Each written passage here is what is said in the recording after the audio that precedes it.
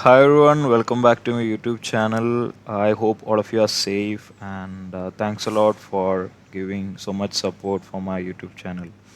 So today we are going to build a text classification model using a deep learning architecture, and we can project this embeddings into a vector space using a tool called TensorFlow Projector, Embeddings Projector. So first of all, I have chosen a very simple data set. It's some Twitter sentiment data set actually with positive and negative reviews.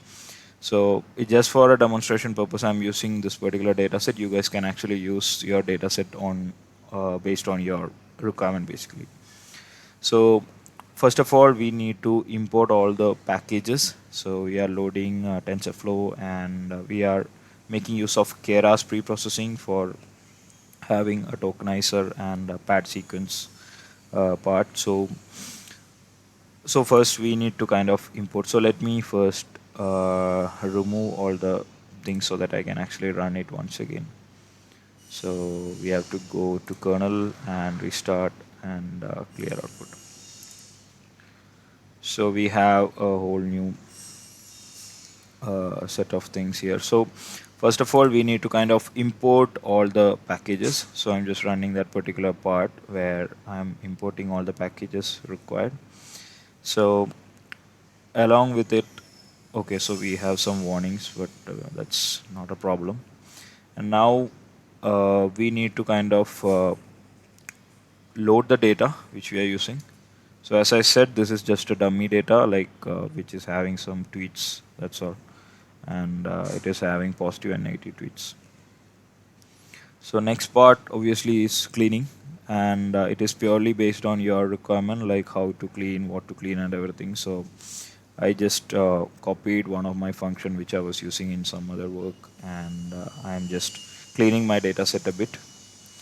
So using a function called clean text, and I'm just applying that particular function here. And so I just want to understand the distribution or skewness of this particular data. So we have a lot of data for 0, and we have very less data for category 1. So it's highly imbalanced as you see, but let's continue with this. We are not going to do anything on that part at this in this particular tutorial. So if you are really building a classification model, always better to have a proper distribution so that your model is not finding it difficult to classify a particular category, classify a sentence into a particular category. So now let's divide this data into training, testing sequences, or split basically. So I've just put some random numbers actually, like to split it based on the distribution which I saw. Nothing fancy about it actually. Like it's up to you how to split it. And so now comes the main part, or the part which I would like to explain a bit more, like training the model.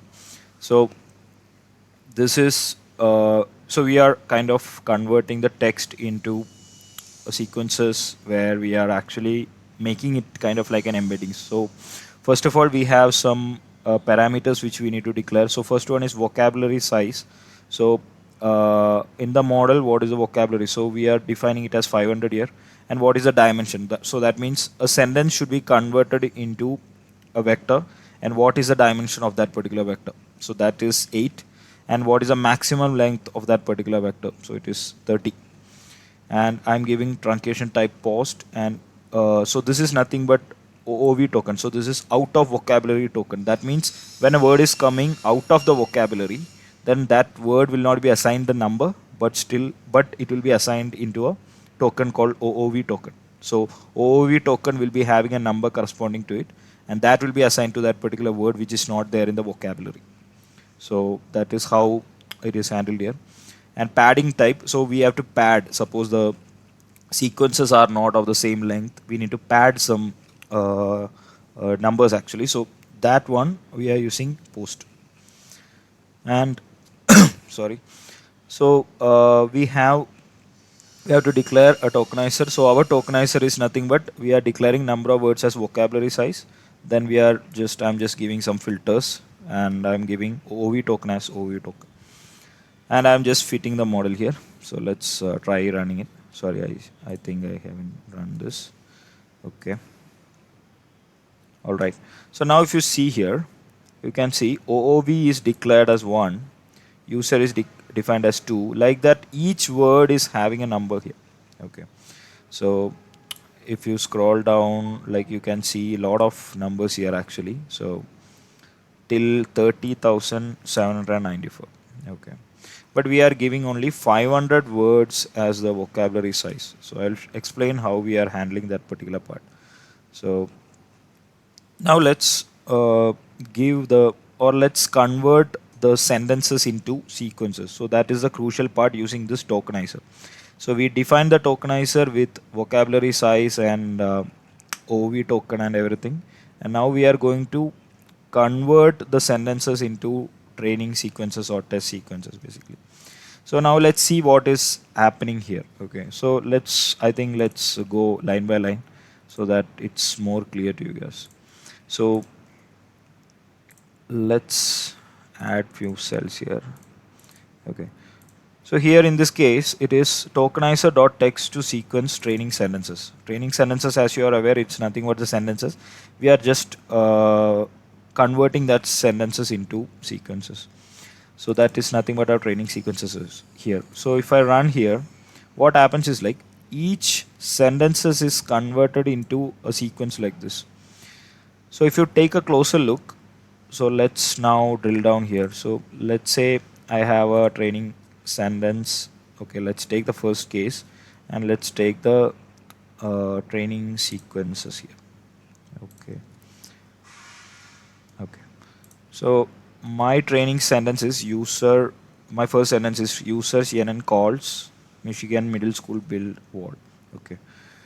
So let's see what is the conversion happened here. So if I do this, then user word is given as 2, CNN is 1, calls is 1, Michigan is 1, maybe rest of all of the words is 1 and 2, 1 basically, and there is one thing 169. So user is 2.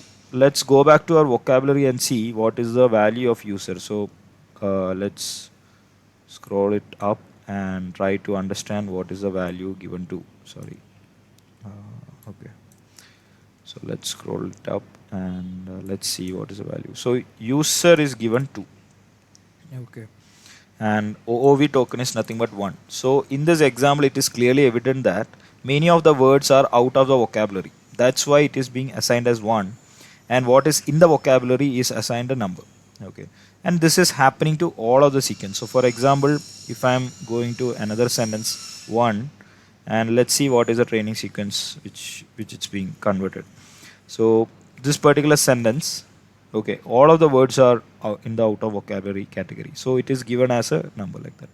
So that's how it is handled in this particular code. So now let's remove all these blocks. Okay, so I'm just cutting all of these cells here. Okay, so now let's run it together. So let's run it once again. So we are defining the vocabulary size and other parameters here. So we have the word index for all the terms. And now we are going to run the sequence. Okay. Okay. So similarly, we have to do it for testing data also. So I'm just running it, replicating into a string. See. Now we are just converting them into array. That is fine. Okay. Now comes the model architecture part, and it clearly defines how you have to build that particular model. So right now in my model, I have my first layer in my. So this architecture is a sequential architecture, and in this one, so we are using Keras to build this particular architecture here, and we have few layers, and the first layer is nothing but an embedding layer, and in the embedding layer, I am clearly defining what is my vocabulary size, what is my dimension of my embedding, and what is my input length. Okay. So input length is nothing but maximum length. So we have already given maximum length as 30. Okay. So we are expecting that as the size of the sentence basic, or it will be converted into that particular format like that. So that will be my first layer. And if you see, I have commented down what like bidirectional and other layers actually. But if you guys require, you can try it out and experiment actually. That is up to you guys based on the complexity of the data, how well it is being tuned on. So what I'm doing is like I'm just applying a global averaging pooling layer and then two dense layers. So one dense layer is nothing but I'm just giving a value of 6 and another one is just 1, and I have my ReLU and sigmoid layer here. That's all. I'm not doing anything fancy here. I'm just applying some very basic layers here, and I'm just compiling all of this data, and let's see what is happening here. Okay, so I'm just running this model, and we have a model architecture here with total parameters as 4061. It's a very basic uh, architecture actually. Okay, so now using this architecture, we are going to train the model, and here I'm just giving just 3 epochs. Okay, it's up to you guys. Like based on the data complexity, you can choose the epochs. And when I'm giving this training epochs, you can see it is training on 22,000 samples, validate on 9962 samples, and it is training on like 3 epochs, and we can see the accuracy, and it's good. Accuracy is good, but yeah, it's not. I don't know, like because we haven't done anything much on the cleaning or anything part, but yeah, I don't think it will be a great model, but for this demonstration purpose, I think it meets the requirement. So now let's look at the testing loss and everything. Okay, well, now let's plot the results. Okay, you can see some curves here. Okay, so yeah, that'll be fine. And so now comes the visualizing part actually. So this is where I need to explain a bit. So it's like we have the model and we have trained the model with two categories, 0 or 1 or positive or negative, whatever it is. So now let's see how it is getting embedded, or in a vector space how it's getting represented. So for that we have to just run this layer and we have to create two vector files called vex.tsv and meta.tsv, and this will be the input to embeddings projector actually. So once we run this cell, what happens is like we'll get so 500 is nothing but the vocabulary size and 8 is nothing but the dimension. So for each thing it is converted into that particular n dimension vector, something like that. So now if you go and see here, you can see meta.tsv and vex.tsv. Okay, so now comes the part where we need to kind of understand how to project it. So let's open TensorFlow projector. Okay, so we'll get it in the first place, and so there will be some. Okay, this is some already existing something which is already being projected. So Word2Vec 10K, like that there are so many pre-built. You can try it out actually. So now let's load our model, or like our data. Let's see how it got trained, or like how that embeddings are being represented. So which is a very interesting part actually. So let's click load, and here we need to load the vex.tsv. So if you go here, we need to kind of click our vex.tsv, and from here we need to kind of load the meta.tsv. All right. So now we have loaded all the both the files. Now let's see what is happening. Okay, so now you can see this is how the data, all our words is getting distributed here. So let's make a sense out of it by making it in a very spherical format. Okay, so now we have trained the model into two classes clearly. Okay, positive and negative. If you see here, you can see a group of thing, or like it's a cluster of a category, and you can see another cluster here which is together actually, and you can see some vectors which is loosely oriented or whatever it is, but it makes clear distinction actually. And if we click on enable disable 3D labels mode on, you can even see the words basically. Okay, so if you zoom in, you can see basically what is happening. Okay, so now to understand much better, we can even try out some words. So let's say I'm typing a word called racism. Okay, so if I type racism here, you can see the words which are being populated near to racism here. Okay, So racist, black, white, hate, Miami Act. So you can see all sort of kind of negative words here. Okay.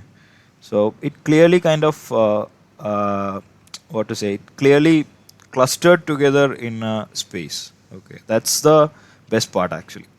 So that is one good thing with like like that's the best way kind of like whenever we are actually projecting the vector, similar things will be actually grouping towards a similar cluster, something like that. So this is how, so it's all in a negative class, and you can see nothing is oriented in the positive class. So if you see here, positive class, there is nothing, and it is clearly racism is a negative thing. So something like that actually. So even if we try some other words like happy, then happy is kind of coming out here actually. So maybe some other words which are kind of tallying up with gold, beautiful, am, day, week, affirmation, fathers, whatever it is. But none of the words are getting clustered around this one. So that is this is something very interesting, and like very will be very useful actually while we are working, because whenever we need to kind of make a sense of what we are working. So let's say we have a word called beauty. So okay, so okay, so beauty is mostly in the positive, I think. Yeah. Yep. So that's it, and that's what I would like to explain today. And this notebook will be available in my repository. And if you have any doubts, just feel free to reach out to me. And thanks a lot for watching this video. And have a great day, guys. Thank you. Bye.